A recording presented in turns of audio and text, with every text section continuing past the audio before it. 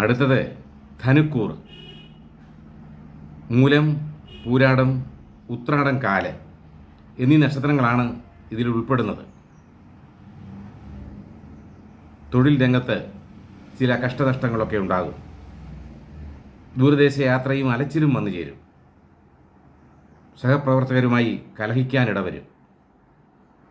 ദുർജന സംസർഗം മൂലം ധനനഷ്ടവും മാനഹാനിയും ഒക്കെ വന്നു ചേരും. പുതിയ സംരംഭങ്ങൾ തുടങ്ങാൻ പറ്റിയ സമയമല്ല. പ്രതീക്ഷകളൊക്കെയും അസ്ഥാനത്താകും. വാക്കുപാലിക്കാൻ കഴിയാതെ വരും.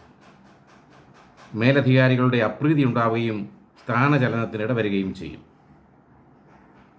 അകാരണ ഭയം ജീവിതത്തെ അലട്ടും. രോഗാരിഷ്ടതകൾ വർദ്ധിക്കുകയും ധനച്ചെലവ് ഏറുകയും ചെയ്യും. ധനവരവുണ്ടാകുമെങ്കിലും ചെലവ് വർദ്ധിക്കും.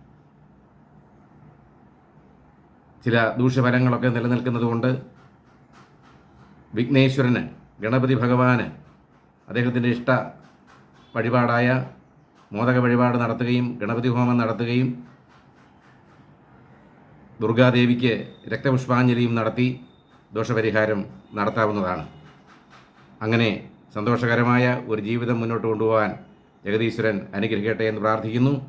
നന്ദി, നമസ്കാരം.